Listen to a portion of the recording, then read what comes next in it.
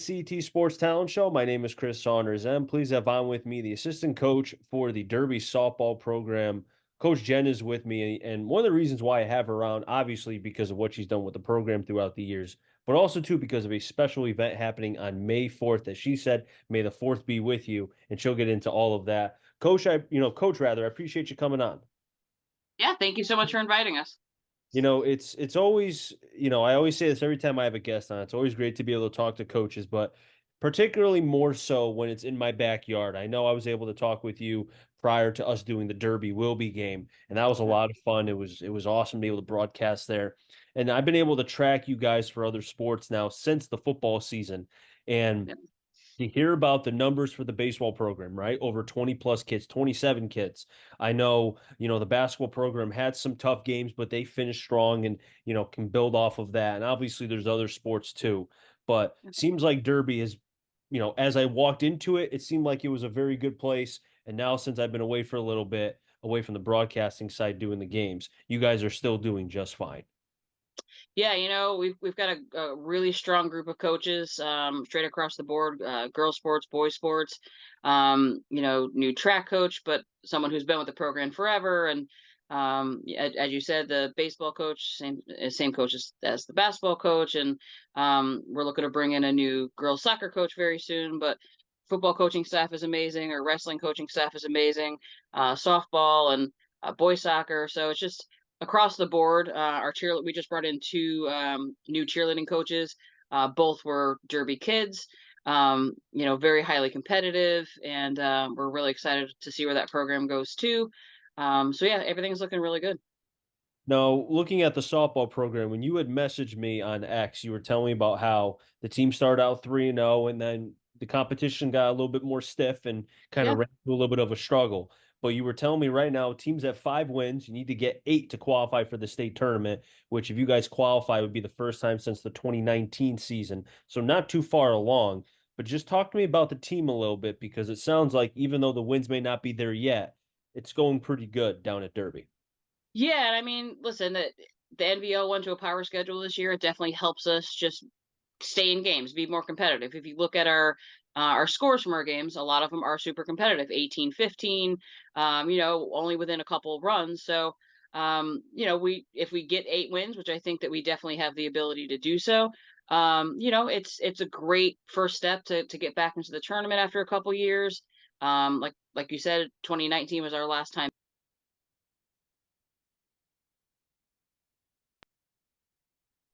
So I don't know if that interrupted or not, but it interrupted on my end. So just trying to stay on that path, and it's definitely a upperclassman heavy crew. Although we've got some freshmen that have stepped right in and are playing key positions for us this year.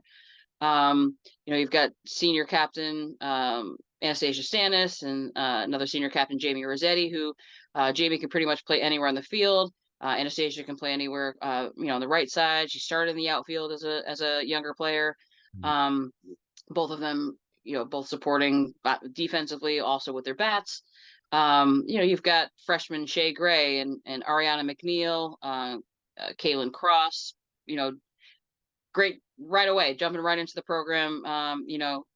And definitely giving us the innings that we need in certain positions.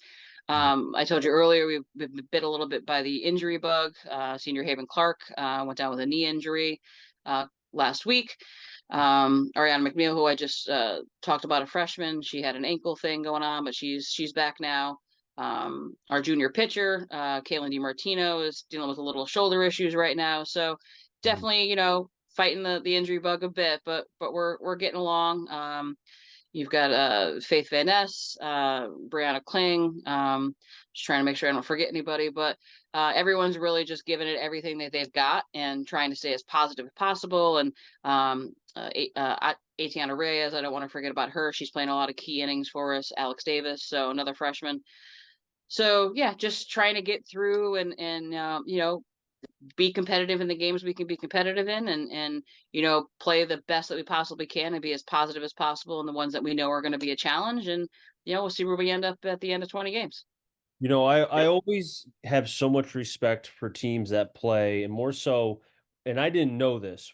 right before the football game that we were calling, I was trying to do as much research as I could, and I did not realize that Derby was one of the smallest schools in Connecticut as far as enrollment and as far as like with the boys and the girls and such. So when you and I were talking about, kind of like joking with Swerve being like, all right, you're big, come play baseball. All right, you're fast, come do this, come do like just trying to pull kids. But realistically, you have to. And I think it's awesome that the kids want to buy in, and regardless if they're great as far as have a chance to play in college or they just want to be in athletics, because I think that the structure is so huge for young men and women, right? So to be able to play the sports is great. But I think for the coaching aspect, and I have so much respect for the men and women who do it like yourself, because you're having to kind of fight through, and to say 8 wins is like, if you're talking to like a Sheehan, right? 8 wins is a regular thing. They win a lot of games. You think about like Oxford, right? Oxford not big, but they've had a lot of wins throughout the years.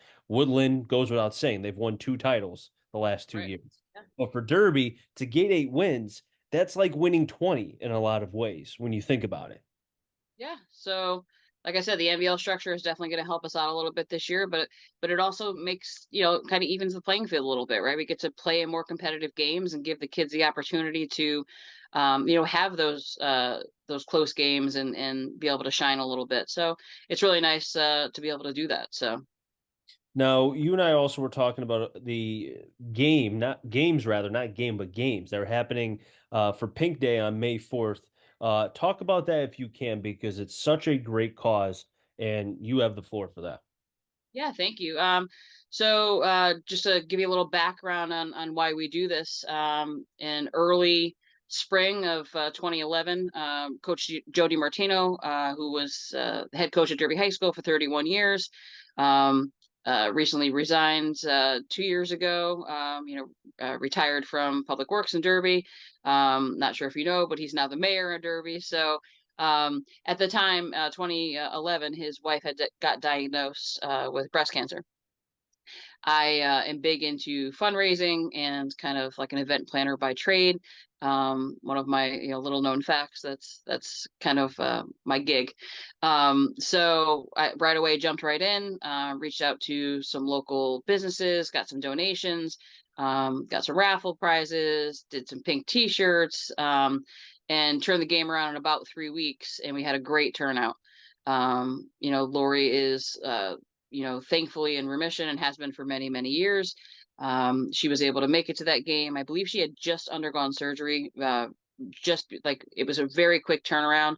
Was able to come to the game, kind of sit in the car, watch from. It was at Ansonia High School. She kind of got out of the car, gave us a wave. So it was just nice. It was a very emotional moment to have her there, and she was the reason that we were there. Ever since then, other than the 2020 year that just did not happen, we are 13 years in. Sorry about that. 13 years into this, we wage on average $3,000 a year. We donate the funds back to the Hewitt Center for Breast Wellness at Griffin Hospital, because that's where Lori was taken care of by the doctors and the whole staff there. So that's where we've now raised about $36,000 over the last 12 years for them. Do the kids throughout the years of doing this, either during the present time or if they have the opportunity to come back? I know obviously with colleges and such, some who go far away. I think around that time you got graduations, and once you get to May, you got, like you said, you got the graduations, all the other stuff, finals and all that.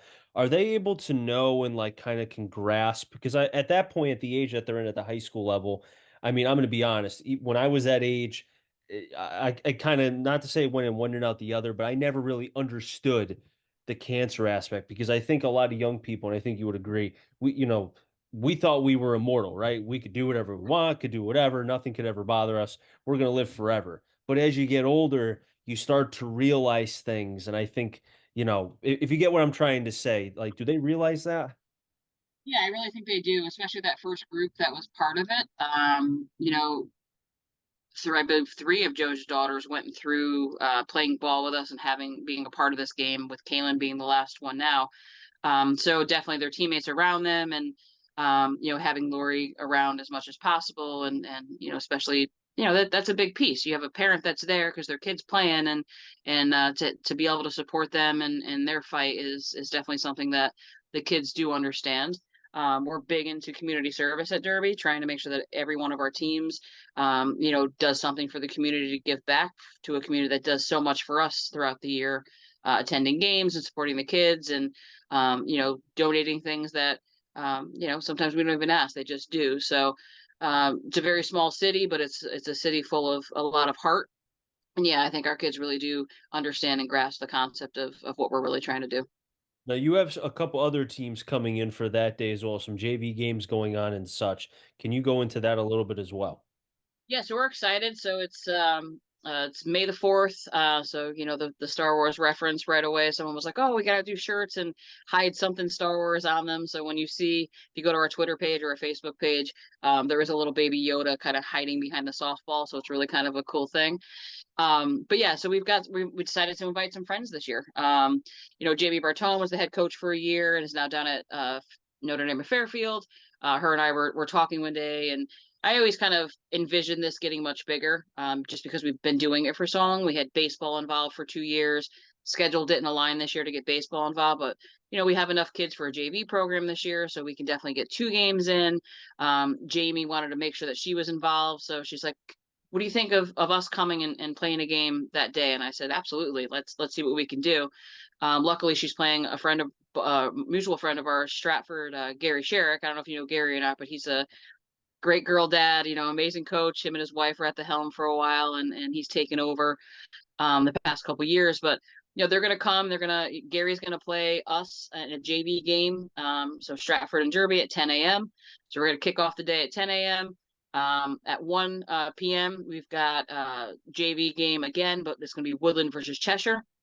And we wanted to make sure we got Coach Lauren Luddy over at Woodland, who is going through her own battle with breast cancer currently. So we wanted to make sure that we invited her and to get them involved in some way. We're hoping to get a varsity game, but didn't work out. But guess what? They were able to line up a JV game, and we're super excited to have them, come play with us that day. And then we've got the Notre Dame of Fairfield versus Stratford varsity game at 4 p.m. And then we will play Ansonia in a varsity game at 7 to kind of kick off the evening. And then we always do a fun game at the end of the night. Anyone who's graduated, we used to call it an alumni game. I guess we kind of still say that, but we've had old athletic trainers come back, and some of the parents that have put in time to volunteer and kind of do things for us throughout the years. It's just fun, a fun experience after a long stressful day, especially this one with 4 games, to just be able to get on the field and have a good time. And so we'll end the day with that. So it's a long day, and it's going to be super exciting. And our goal is always to hit a $3,000 mark, just because that's what we've consistently done. And then we'll go over to Griffin Hospital a couple weeks later and present a check to Pat Shermel, the president. He always makes himself available to us because we've been doing it for such a long time. Well, as you were talking about the teams and the day and such, the first thing that came to my mind is because I know as we're getting towards the end of the regular season for softball and also too for college baseball, you think about regional play, right? The supers, then you get to the World Series. As you were talking about with all the teams and the action going on, it kind of has that, maybe I'm wrong, but it has that like regional vibe, right? Because you're getting the SEC with Cheshire, right? Then you're Yeah. getting the SWC with Notre Dame Fairfield, then you're getting some Woodland with yourself, or not Woodland, with the NVL, with the Woodlands and the Derbies. It kind of has that regional vibe where everybody's coming from all over to play. Does that make sense? Yeah, I mean, we reached out to Shelton too. Lindsay Wheeler's over there. She was involved. She was a coach in the first couple games that we did. Sarah Wyant up in Sheehan.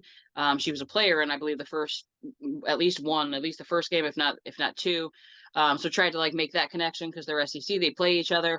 Unfortunately, the date just didn't align. They have prom that weekend. We did invite Seymour. Also, they have prom at weekend. So just trying to get as many people involved. So you know what, we want to make it a full day. We are going to have great JV games to kick it off. Maybe next year it ends up being 4 varsity games. So we'll see how it goes and see how it grows every year. And we just want to make sure that we do what we can, do our part for the community, and give back as much as we can. But we're also going to have a great time. So It's exciting to, if you look at our flyer, it says we invited some friends this year, and definitely we definitely invited some friends. So Well, one thing to maybe think about and kind of chew on for next year, because I know Swerve, if he's able to join and do this, a home run derby. How about that? If you want to try to be able to gain some extra, not just money and such, but how much joy? Because I know Swerve can still hit it out. He can still hit the ball out of the ballpark. yeah, listen, I've seen. I've only seen two of our guys in person do it. That net is pretty high at our field.